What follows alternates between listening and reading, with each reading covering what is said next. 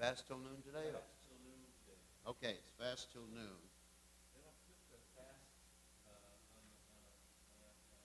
Okay.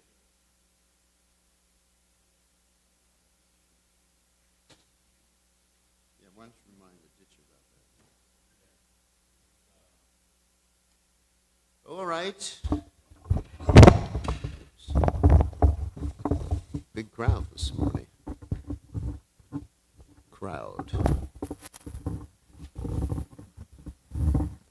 Okay, you don't need to find the picture. I just telling him back there. So today it is the celebration or commemoration of the disappearance day of two great personalities. Of course, one is Srila Bhaktivinoda Thakur, who is the spiritual master of Srila Gaurkishore Babaji Maharaj, who is the spiritual master of Srila Bhakti Siddhanta Saraswati Thakur, who is the spiritual master of His Divine Grace, A.C. Bhaktivedanta Swami Srila Prabhupada, the founder, Acharya of the Krishna consciousness movement. Srila Prabhupada Ki Jai. So, Prabhupada instructed us on these specific days, we should chant the prayers to the departed Vaishnavas as part of the class. So that's the last song in the songbook. It's called Saparshada Gora Viraha Vilapa.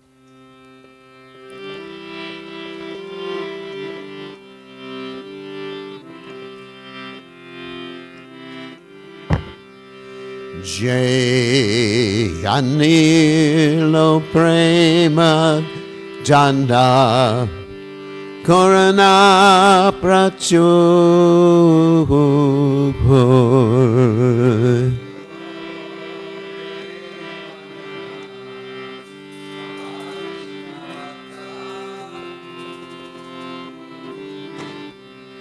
Heno Prabhu Kojage Nagagagacharya Thakur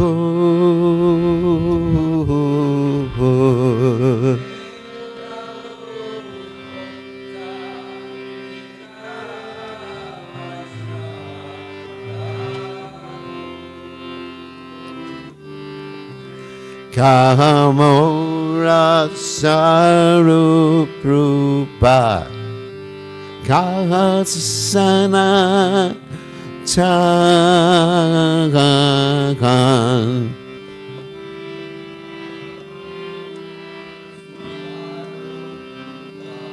Kahasana Chagan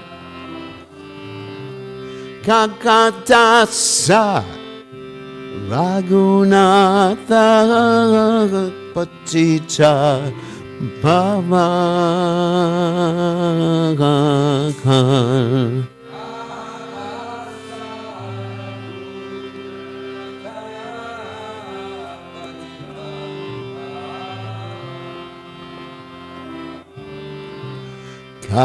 Kamora Macha Yuga Kakakavirahas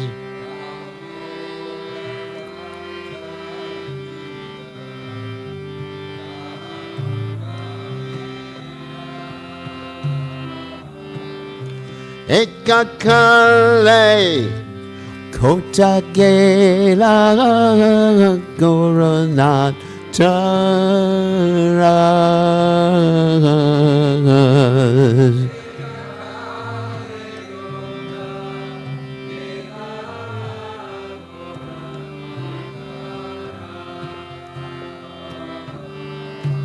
Pashane Kute Bo Makta Annale Pashibo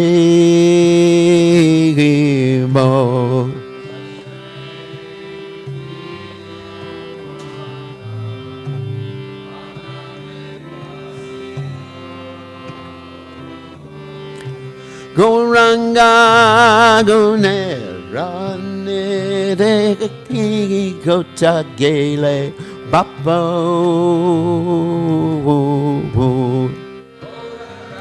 Gunera nere kota gele babo.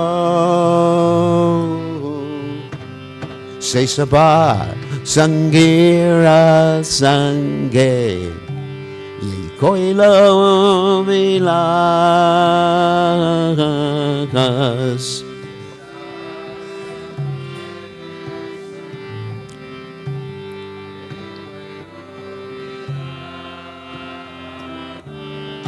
Say sangana payak kande na the tambodas.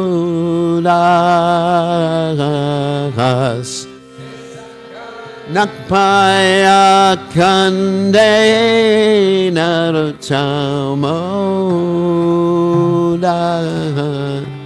Jayanila prema jana koruna prachur.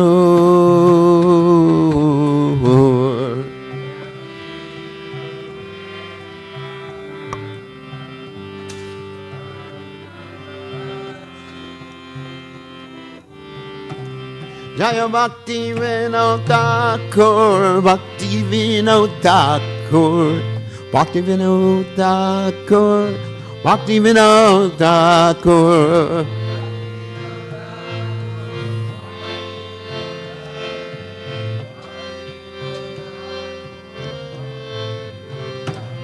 Jaya Prabhupada, Prabhupada, Jaya Prabhupada, Srila Prabhupada.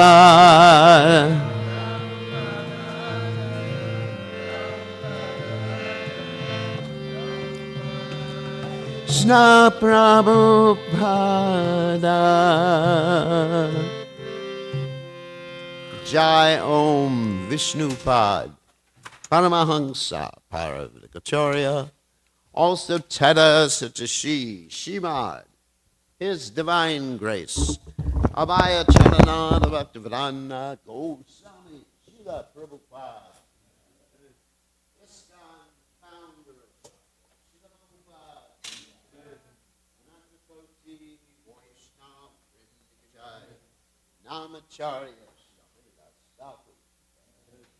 Say Kaho Shri Krishna Chaitanya, Prabhu Nityananda Shidwaita Gadadha, Shiva Siddhi Gaur Bhakta Vrindikajai, Shri Shri Radhakrishna Gopi Govinath, Shayama Kunda Radhakunda Giri Govardhan Kijai, Vrindavanam Kijai, Maturadam Kijai, Jagadada Sami Kijai, Madhumai Kijai, Shrimati Lasi Devi Kijai, Samaveda Bhakta Vrindikajai, Gaur Premananda Hari Hari Bol. Oh, glory is the assembled devotees. Oh, glory is the assembled devotees. Oh, glory is the assembled devotees. All glory is to Shri Guru and Gauranga, Srila Prabhupada Ki Jai, Nama Om Vishnupadaya, Krishna Prastaya Budle, Srimati Bhaktivedanta Samani Chinamani Namaste Saraswati Devi, Gauravani Pacharani Nivashesha Shunyavadi, Paschatya Dejatarani. So today is the commemoration of the disappearance day of two personalities, Gadadhar Pandit Goswami, who is Radharani and Lord Chaitanya's pastimes, member of the Panchatattva, and Srila Bhaktivinoda Thakur, the great Acharya, who we mentioned before, is the spiritual master of Gaurkishordas Babaji Maharaj, who is the spiritual master of Srila Bhaktisiddhanta Saraswati Thakur and the spiritual master of His Divine Grace, A.C. Bhaktivedanta Swami, Srila Prabhupada, our founder Acharya.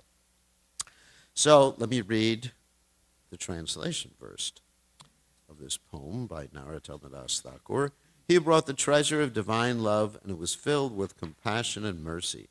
Where is such a personality as Srinivasa Acharya gone? Where are my Swarup Damodar and Rupa Goswami? Where is Sanatan? Where is Raghunath Das, the savior of the fallen? Where are my Raghunath Bhatta and Gopal Bhatta? And where is Krishna's Kavi Raj? Where did Lord Gauranga, the great dancer, suddenly go? I will smash my head against the rock and enter into the fire.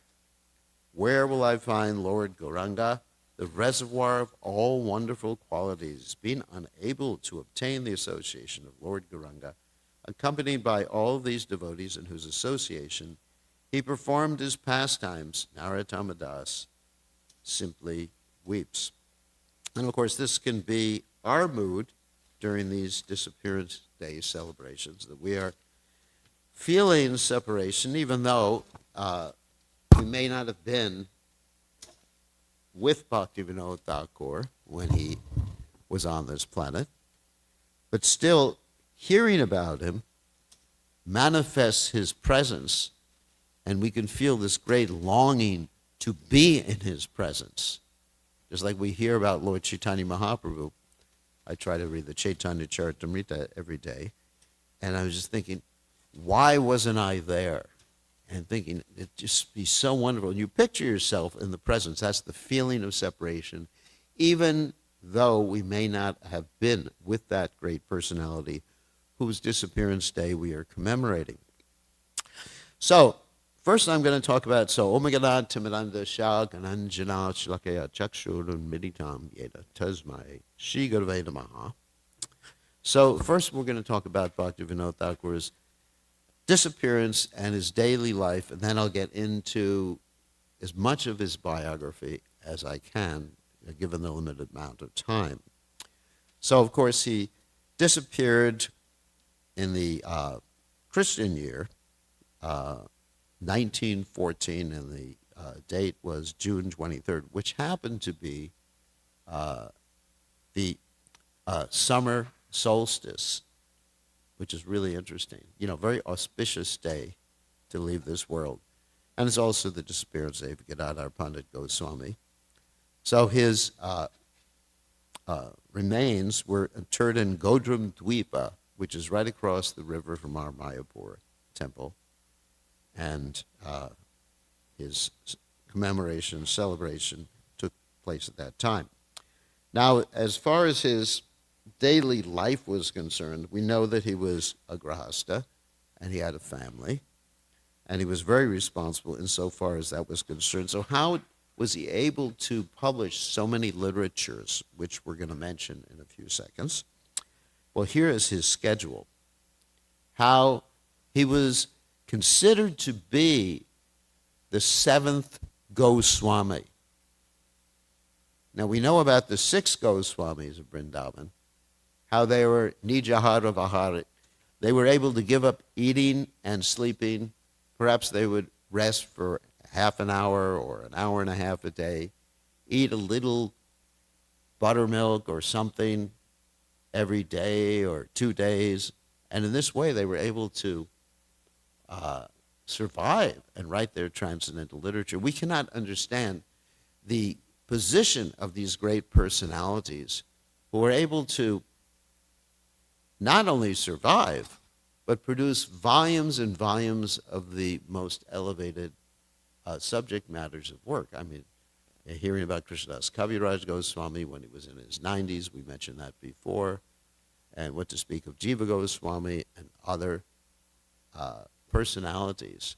So anyway, these six Goswamis, they were in the renounced order of life. And Bhaktivinoda Thakur was ostensibly a householder. Yet he was called the seventh Goswami because he was just as renounced as the six Goswamis of Vrindavan and was able to balance both aspects of his responsibilities. Now here's his daily schedule. At 7:30 to 8 o'clock at night, he would take rest, and after about 2 hours, he would rise. Now, most of us have problems if we don't get at least 6, 7, or even 8 hours of rest a night. So he would rise, and then he would write his literature at that time until 4 a.m. in the morning. At 4 a.m., he would take a little rest till 4:30, Then he'd wash his hands and face, chant japa, till about 7 o'clock, in which he would write letters, carry on his correspondence. And at 7:30, he would read transcendental literature. At 8:30, this is a normal daily schedule. He'd receive guests and would continue to read. And at, again, 9:30 to 9:45, he'd take a power nap, some more rest. 9:45, he took his full morning bath, took his breakfast, which was just a half quart of milk and a couple of chapatis and some fruit. And then he went to court, because he was a court justice. And in the court, he would wear his coat and pants, but he would always keep his tilak, and his double-sized neck beads on. He was extremely strong in his decisions. He accomplished in a half a day of court what most of the other judges would accomplish in a full day of court. And he was so strict. Whoops. Haribo. No talking, please. He was so strict that he didn't allow any other instruments other than mridanga and cartels. He didn't even allow harmonium. So he didn't allow. Just mridanga and cartels. The reason for that, some people may say, what's wrong with the harmonium? Prabhupada, of course, played the harmonium. Is that many times when people get into other instruments, they get into different aspects, melodic things and other aspects of the instruments that take the mind away from the holy name.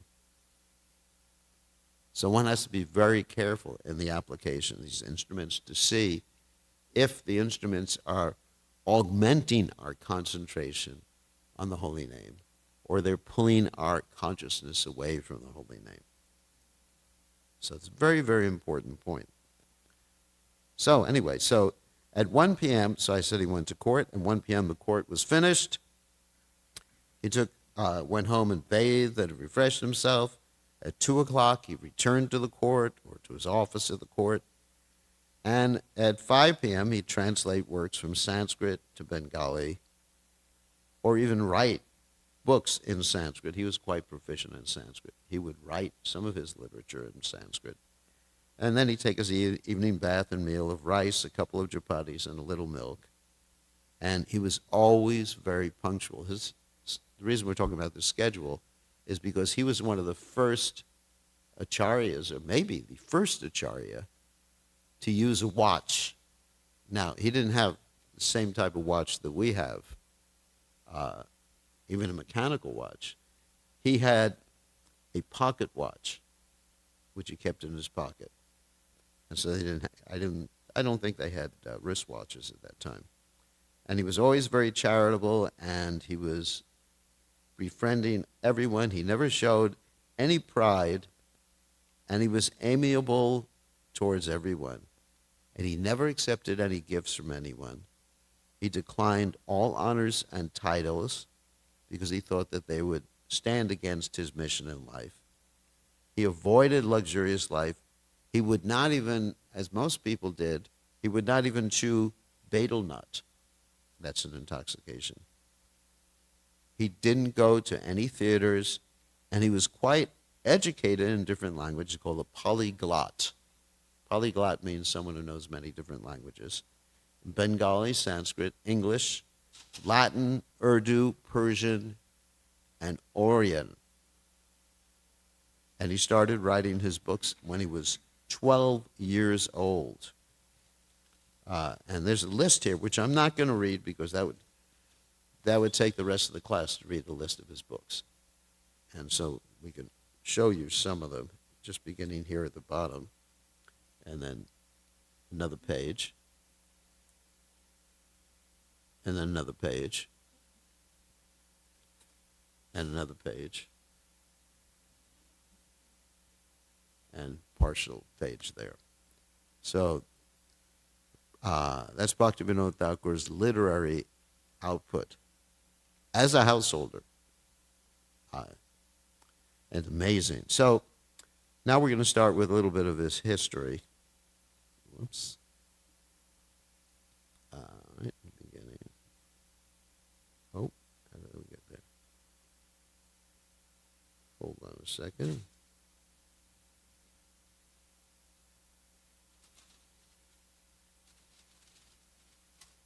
Whoop. Trying to go back to the beginning. There we go. So he was born on September 2nd, 1838. So that means he lived in this world for 76 years. 1838. 76 years, which is quite a long lifespan at that particular time. I was looking at Gadadhar Pandit Goswami's lifespan, and it was the same as Lord Chaitanya Mahaprabhu's. Amazing. Only 48 years. Same as Lord Chaitanya Mahaprabhu. So he was born in the Nadia district, not too far from where Lord Chaitanya Mahaprabhu, when he was born, in a family that had money, but most of the family members were averse to Krishna consciousness. In fact, he was named after Lord Shiva, as far as his birth name is concerned, Kedaranatha by his godfather. So, when he was 11 years old, his father passed away, and then his fortune or family fortune changed, and he went through great difficulties, extreme poverty. And his mother, who was taking care of him at that time, arranged the marriage to his first wife. His first wife died after some time, and he married his second wife when he was only 12 years old. And that was the system at that time. Of course, they didn't live together, the boy and the girl, until they were of mature age. So there was a Muslim soothsayer who predicted that the village where he was living would become pestilence-ridden and deserted. And he also predicted that Bhaktivinoda Thakur, who was Kedarnath at that time, would become recognized as a great devotee of Lord Krishna eventually. At 18, he went to college. That's in 1856 in Calcutta. And he became quite expert in English and Bengali, and was writing in both of these languages. And he actually even taught English speech-making to a person who later became a well-known orator in the British Parliament. He even composed a English epic in 1857, when he was 19 years old, which he called the Poryad, which is about the life of Porus, who met Alexander the Great. Now, in the beginning, he was very much attracted to Christian theology. The reason he was attracted to Christian theology is that Christian theology is monotheistic. You understand? One God. Whereas what was generally taught in India by the, quote, saints, sadhus, and everything like that was impersonalism, particularly the Ram Krishna mission, which Prabhupada termed the Murgi mission, which means, Murgi means the chicken eating mission, because Prabhupada said they would eat anything, even human flesh, if it was offered to them. Anyway, Prabhupada spoke in quite derogatory terms about the Ramakrishna mission. So, therefore, Bhaktivinoda Thakur was more interested in monotheistic Christianity. So, eventually, we'll get to the point where he actually becomes interested in Krishna consciousness. And one may say that this means that he was coming to Krishna consciousness. No, he's an eternal, liberated soul who, for his pastimes arranged by Sri Chaitanya Mahaprabhu, appeared to be interested in something other than Krishna consciousness, or disinterested in the Vedic tradition in the beginning because of the way the Vedic tradition was being presented. So, So anyway, at a particular point, he went to Orissa to visit his paternal grandfather, who could predict the future, and also predicted that Bhaktivinoda Thakur would be a great acharya. And he told Bhaktivinoda Thakur to visit all the temples in the state of Orissa, which is where Lord Jagannath is worshipped. Eventually, in 1861, Bhaktivinoda Thakur accepted the post of deputy magistrate in the government of Bengal, and he wrote different literatures in English, not particularly about Krishna consciousness at this particular point. Finally, he received copies of the Srimad Bhagavatam and Chaitanya Charitamrita. As he read the Chaitanya Charitamrita, his faith in Krishna consciousness developed, of course we could say developed, but was revealed as part of his pastimes until he was absorbed in Krishna conscious shastras 24 hours a day. And he was praying to the Lord, and he fully manifested his understanding about the absolute personality, Sri Krishna. He even published a song about Lord Chaitanya entitled Satchidananda. And then he spent a lot of time in seclusion apart from his duties in the court, chanting the holy name, and he began to write several books in Sanskrit. And his first literatures were like the Krishna Samhita, Tattva Sutra, and Tattva Viveka. And these are very elaborate Sanskrit texts.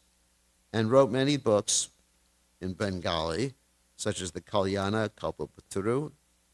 And in 1874, he composed another literature in Sanskrit called the Datta Subha. So, while he was at Puri, he established a Vaishnava discussion group in the same place where Ramananda Roy did his bhajan. All the prominent Vaishnavas joined him, except for one particular Babaji named Raghunath Das Babaji, who was criticizing Bhaktivinoda Thakur because Bhaktivinoda Thakur did not have tilak at that time, nor did he wear kantimala at this particular juncture in his life. So he even advised people to avoid Bhaktivinoda Thakur's association. But the reason Bhaktivinoda Thakur didn't wear tilak or have neck beads, because at that time, the system was you don't put on tilak or neck beads until you're initiated. You know, it's a little bit different now. Actually, Srila Prabhupada established that one would wear one strand of neck beads before initiation and 3 strands after initiation. That was Prabhupada's system. How many strands do you have? Should have 3. So anyway, this personality developed a disease, and Lord Jagannath told him, pray for the mercy of Bhaktivinoda Thakur, and Bhaktivinoda Thakur cured him. Bhaktivinoda Thakur also preached against another Babaji there who was creating havoc. His name was Charana Das Babaji, who said you should only chant the Hare Krishna mantra in japa rather than in kirtan. So this particular individual went mad 6 months after offending Bhaktivinoda Thakur and the holy name, and he died in great distress. Then Bhaktivinoda Thakur became the manager of the Jagannath Puri temple, and he regulated the deity worship and spent a lot of time chanting the holy name, especially at the Tota Gopinath Mandir, the tomb of Haridas Thakur, Siddhabakul, which is where Haridas Thakur did his worship, and the Gambhira, where Lord Chaitanya Mahaprabhu resided. He also made notes on the Vedanta Sutra.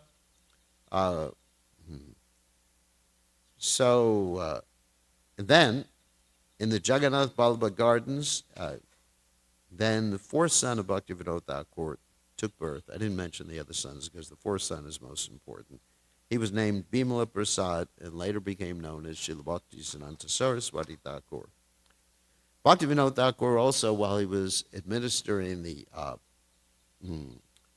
temple in Jagannath Puri, he discovered that the king of Puri had stolen 80,000 rupees. That's a lot of money in those days. Nowadays, it's not that much money, for sense gratification. So Bhaktivinoda Thakur passed judgment on him, and he forced the king to give Lord Jagannath Bhoga 52 times a day. So this means all the king's money went away very quickly. So he was so angry at Bhaktivinoda Thakur that he employed 50 pandits to do a fire sacrifice to kill Bhaktivinoda Thakur, and this fire sacrifice went on for 30 days. And when the last oblations were poured into the fire, the king's son, and not Bhaktivinoda Thakur, died. So he continued to write, and he was posted in different locations. Eventually, he took Pancharatrika initiation from Bipini Vihari Goswami, who descended from Janavamata's family. Many people, by his preaching, adopted Vaishnavism, and he gave people the understanding who was a Vaishnava and who was not. Eventually, he wanted to go to see Braj, that is, Vrindavan. So he took 3 months off for this purpose, and there he met Jagannath Das Babaji. And Jagannath Das Babaji became his eternal Siksha Guru, which was more prominent to him than his Diksha Guru. So he also regulated things in Vrindavan too. We got rid of many of the dacoits, that means the criminals that were there. Then eventually he was posted in Krishnanagar, which is pretty close to Navadvip. And so every day, or not every day, but often, he would go to Navadvip and search for the birthplace of Sri Chaitanya Mahaprabhu. So one night he was sitting on the rooftop of this Rani Dhamshala, which is the place where pilgrims stay, in Navadvip, which is across the river from Srinam Mayapur, chanting on his beads, and he spotted a very tall tree, which is a type of palm tree, with some strange substance attached to it. Near the tree was a small building that gave off a remarkable effulgence. And then he went to the library and he began to study some of the old manuscripts of the Chaitanya Bhagavat and the Navadvip Amma Parikrama by Narahari Sarka, and some very old maps of this particular area. And he spoke with many people around the area, and he uncovered facts about the modern-day Navadvip, which was not actually where Lord Chaitanya Mahaprabhu. And in 1887, he discovered that the place that he had seen from the rooftop of the Dhamshala was in fact the appearance place of Sri Chaitanya Mahaprabhu. This is confirmed, of course, by Jagannath Das Babaji Maharaj. Later on, they brought Jagannath Das Babaji Maharaj in a basket because he was like 118, 120 years old. You know, some biographies say 125, but he was quite old.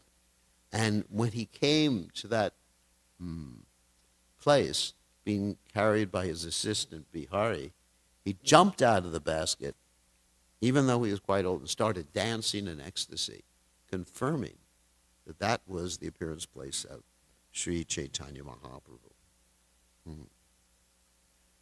So then he took leave from government service, and he acquired some land in Godrundrup, which we mentioned is on the other side of the Jalangi River from our Mayapur temple. He built his retirement house there, and Lord Nityananda and his Namhat were established at that place previously. Bhaktivinoda Thakur considered himself the street sweeper of the Namhat of Lord Nityananda. So, many other things happened. I'm skipping over this because we don't have a lot of time.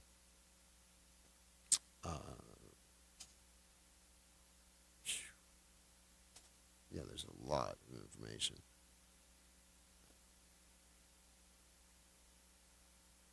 So there's this story.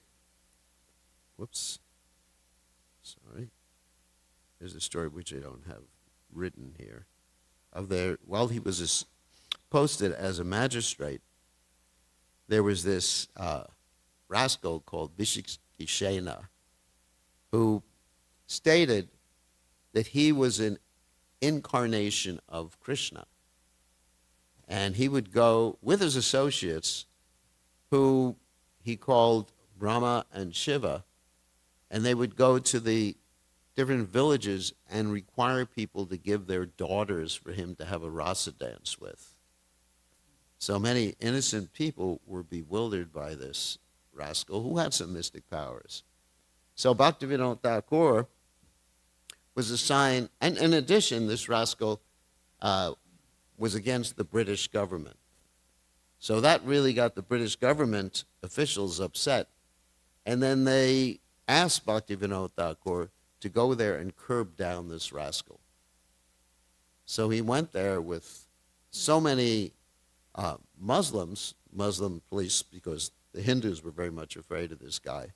And he went to him and he challenged him. And this individual, ISKCON, he understood why Bhaktivinoda Thakur had come.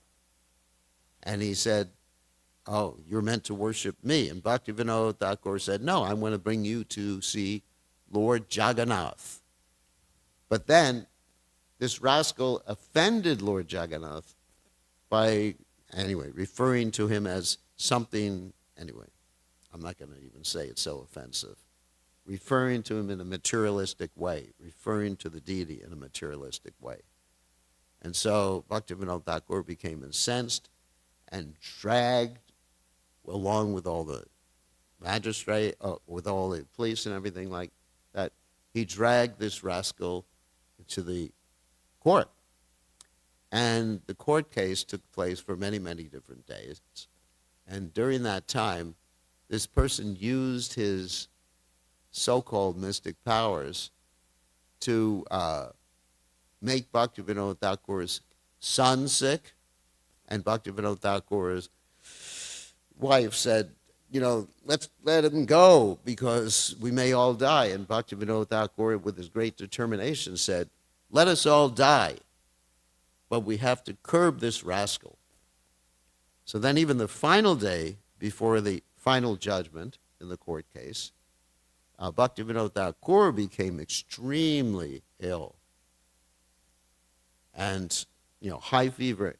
And somehow or other he got to court. And he passed judgment on this particular rascal and sent him to prison. And it turned out this rascal's power was in his hair. So one of the British policemen who happened to be there at that time understood this, and he arranged for the hair of this rascal to be cut off immediately. And this rascal lost all of his power. And then in prison, a short time after that, he committed suicide and left this world. So Bhaktivinoda Thakur was very expert in curbing down these rascals. So, we continue, because we have some more time.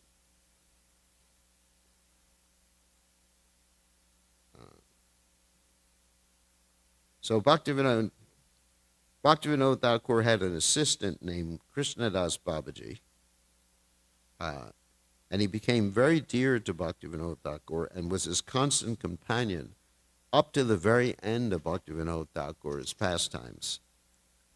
So in the final portion of his life, he began solitary bhajan. He had many visitors to come to see him, and some simply wanted to disturb him, whereas others were sincere and benefited greatly from his spiritual inspiration. So in 1908, 3 months before Bhaktivinoda Thakur took sannyas, Bhaktivinoda Thakur's son arranged for Bhaktivinoda Thakur to meet the chief secretary to the government, William Duke, who was in Calcutta. Bhaktivinoda Thakur made an appointment to meet him on that day at the Writers' Building in Calcutta. And this particular chief secretary to the government, was so impressed with Bhaktivinoda Thakur that he met Bhaktivinoda Thakur on the street outside the building and personally escorted him into his office. And with folded hands, because he had known Bhaktivinoda Thakur, he asked forgiveness for having once planned to remove Bhaktivinoda Thakur from the office of district magistrate. This is because he thought that if a qualified Indian would take up posts, the British would have to leave India after some time. So in those days, while he was studying Bhaktivinoda Thakur's activities, he would come to Bhaktivinoda Thakur's house and would be fed puri, luchi, and sweets by Bhaktivinoda Thakur's wife. In other words, he was taking the hospitality of Bhaktivinoda Thakur's family. And Bhaktivinoda Thakur, basically, he was so compassionate, answered, "I considered you to be a good friend and well-wisher all along." And gave him his blessings, but later Bhaktivinoda Thakur admitted he was astonished that this particular individual wanted to harm him in some way. And then in 1908, Bhaktivinoda Thakur took the vesh, that means dressed as a Babaji in Puri. And until 1910, he would move between Calcutta and Puri, and he was still writing books. But during that year, 1910, he shut himself up and entered into samadhi, claiming that he was paralyzed. In other words, so to be completely absorbed in the Supreme Personality of Godhead without any other extraneous situation or interruption. So then, as we mentioned before, on June 23rd, 1914, he left this body, and this day is also the disappearance day of Gadadhar Pandit Goswami. So, any questions about Bhaktivinoda Thakur?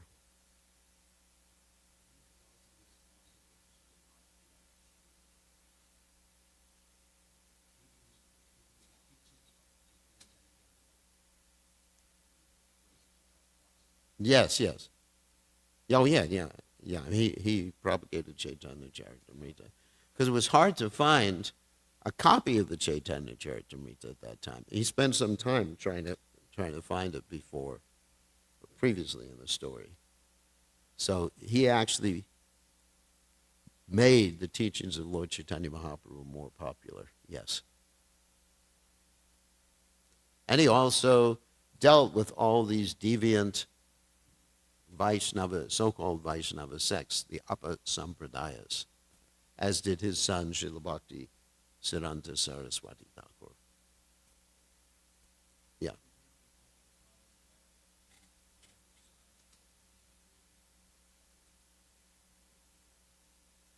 Yeah. I mean, he told his son, Srila Bhakti Siddhanta Saraswati Thakur, to take initiation from Gorkashodas Babaji Maharaj, and Gorkashodas Babaji Maharaj was ostensibly illiterate, and Srila Bhakti Siddhanta Saraswati Thakur was perhaps the most literate person at that particular time. And so he went to him, and Srila Gorkashodas Babaji Maharaj, of course, refused. First of all, he said, "I have to ask Lord Chaitanya." Then he said, Lord Chaitanya Mahaprabhu refused. And then Srila Bhakti Siddhanta Saraswati Thakur threatened to leave his body if he couldn't take initiation from Srila Gorkashodas Babaji Maharaj. Yeah, his father said, "You have to do it." Okay. And today, of course, is the appearance of Gadadhar Pandit Goswami, who we didn't have a chance to talk about. But he is Radharani Vrishabhanu Nandini in the Panchatattva, Lord Chaitanya Mahaprabhu's pastime, Shri Krishna Chaitanya Prabhu Nityananda, Shri Advaita Gadadhar Shivasati Gaur Bhaktivinoda. He was Lord Chaitanya Mahaprabhu's childhood friend, and he remained during the final years of Lord Chaitanya Mahaprabhu's pastimes in Jagannath Puri, serving the Tota Gopinath deity, which Lord Chaitanya Mahaprabhu chose as the place where he would leave this world, he entered into the Tota Gopinath deity in Jagannath Puri. And Gadadhar Pandit Goswami also left this world in a very similar way, going into the deity room and not coming out.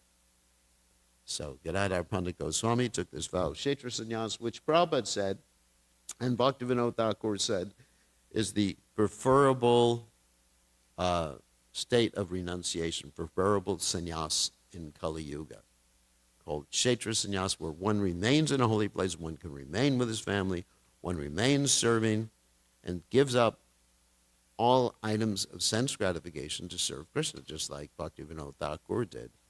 Bhaktivinoda Thakur was an actual sannyasi throughout his whole life. So sannyasi is not simply a change of dress.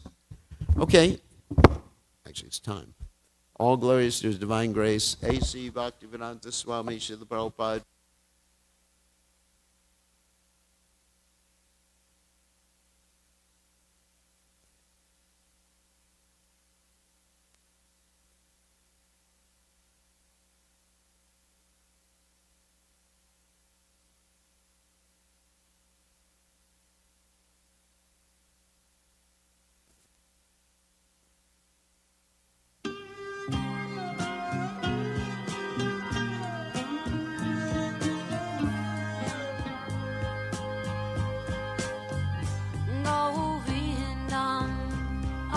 Purusham Tamaham Bhajami Govindam Adi Purusham Tamaham Bhajami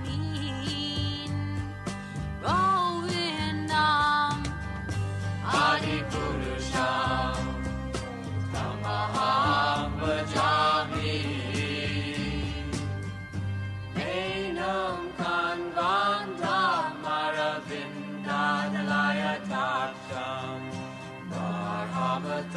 Samasitam Buddha Sundarangam Kandar Agom Vidamaniya Vishesha Shobha Govindam Adi Purusham Tamaham Bhajami Govindam Adi Purusham Tamaham Bhajami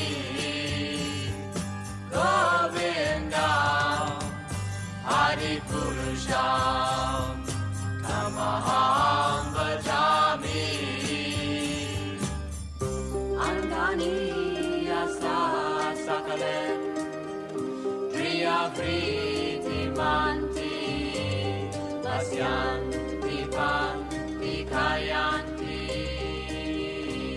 Jiram Naganti Ananda Chinmaya Sadhu Jala Vigrahasya Govindam Adi Purusham Tamaham Bhajami Govindam Adi Purusham Tamaham Bhajami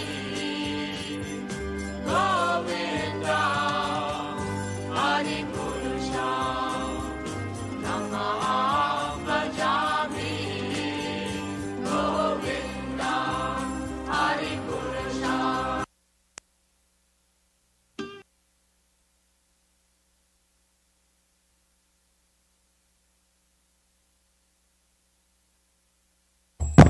Tamaham Bhajami.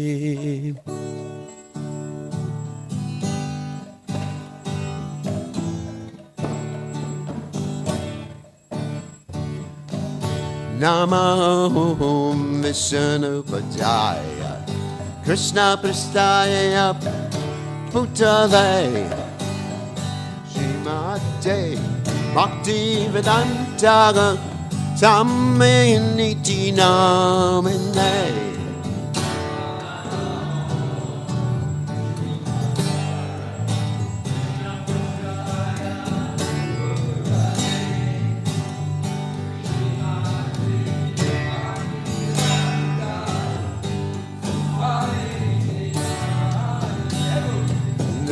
Namaste. Saraswati Devi. Guravani Vacha. Dehi. Nivesesha. Sanyapati. Matsya Jagate. Satana Dehi.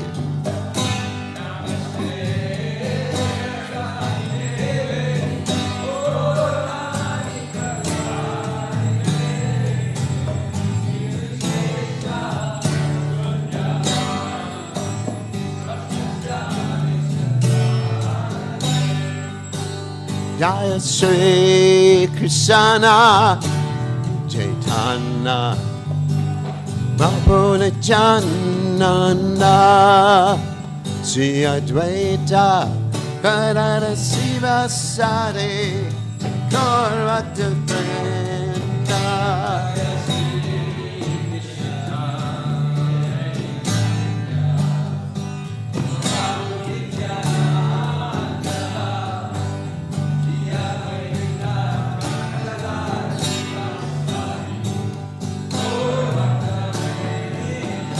Jaya Sri Krishna Chaitanya Prabhu Nityananda Sri Advaita Gadadhara Sivasari Gaurvata Vrinda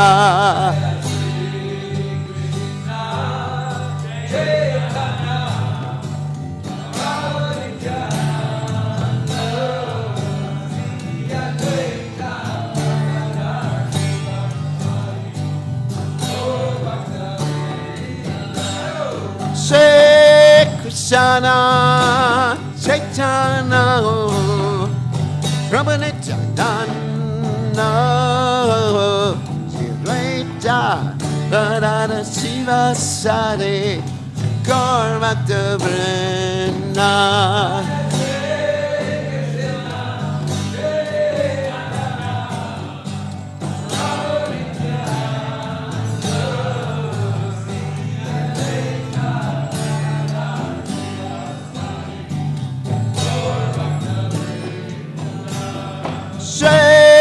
Krishna Chaitanya Prabhu Nityananda Advaita Gadadhara Sivasari Gaurvata Vrinda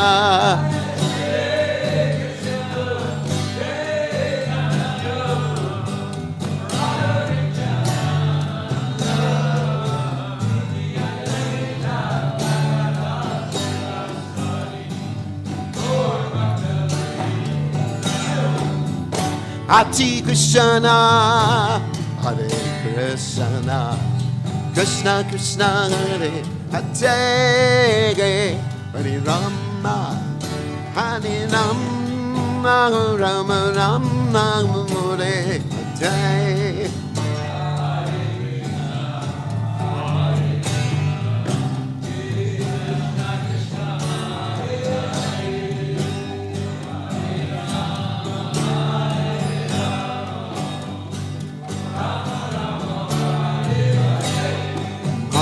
Hare Krishna, Hare Krishna, Krishna Krishna, Hare Hare, Hare Rama, Hare Rama, Rama Rama, Hare Hare.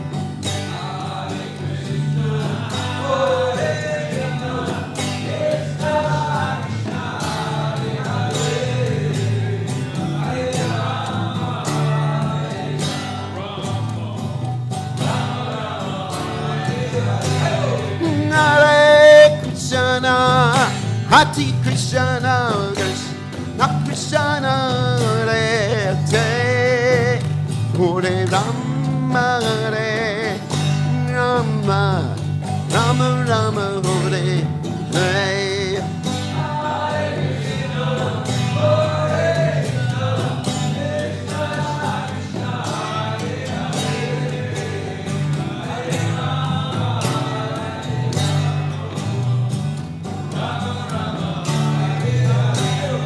Hare Krishna, Krishna Krishna Hare Jai Rama Hare Rama Rama Rama Hare Hare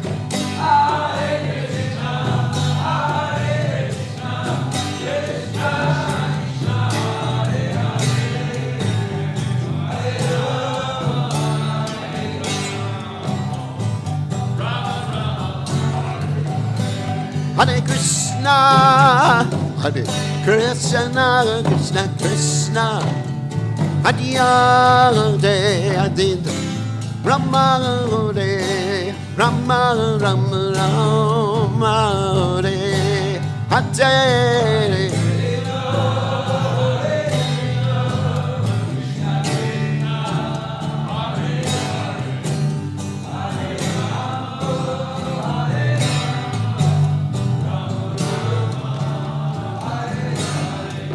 Hare Krishna, Hare Krishna, Krishna Krishna, Hare Hare, Hare Rama, Hare Rama, Rama Rama, Hare Hare.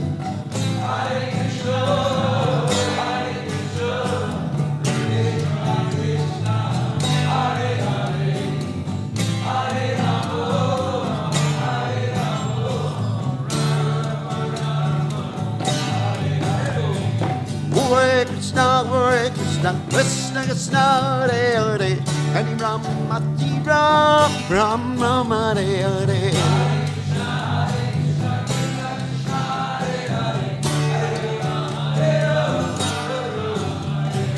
Hare Krishna, Krishna Krishna, Hare Hare, Hare Rama, Hare Rama, Hare Hare.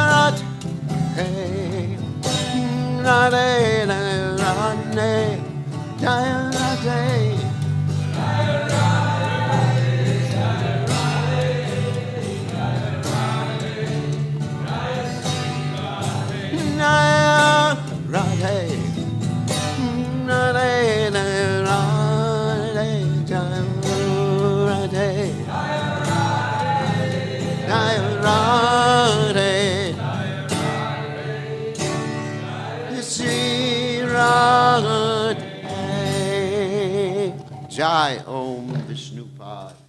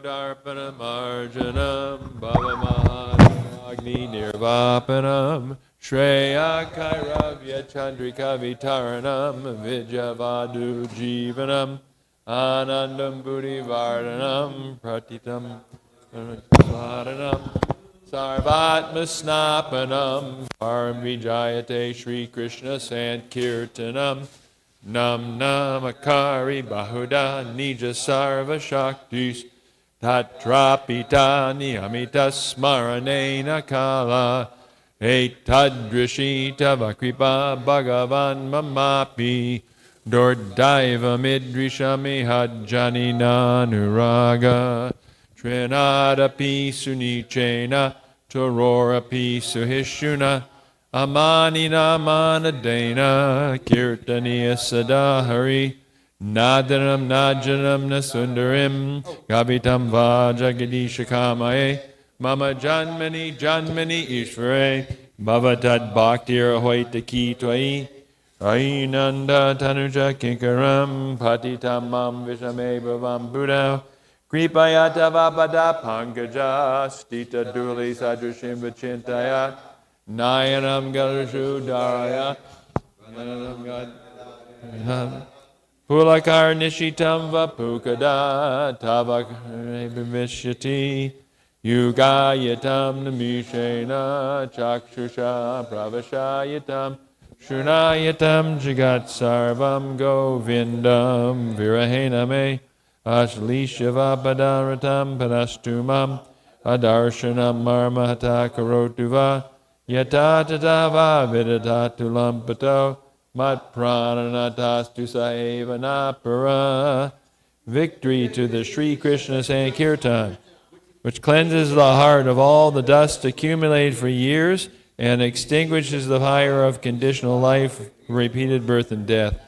This Sankirtan movement is the prime benediction for humanity at large because it spreads the rays of the benediction moon. It is the life of all transcendental knowledge. It increases the ocean of transcendental bliss, and it enables us to fully taste the nectar for which we are always anxious.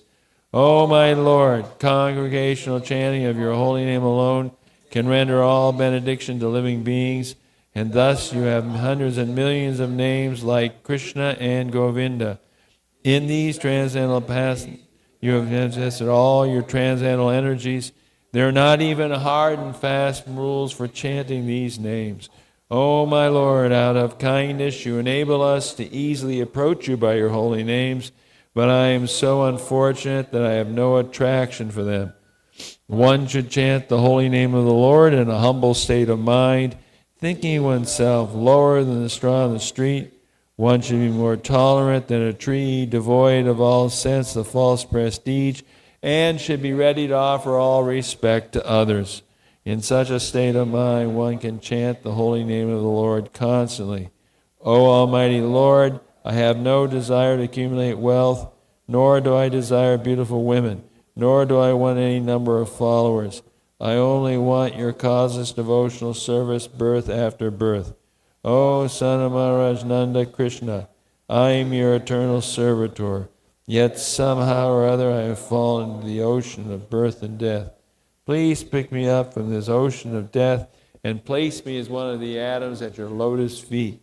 Oh, my Lord, when will my eyes be decorated with tears of love flowing constantly when I chant your holy name? When will my voice choke up? And when will the hairs of my body stand on end at the recitation of your name? O Govinda, feeling your separation, I am considering a moment to be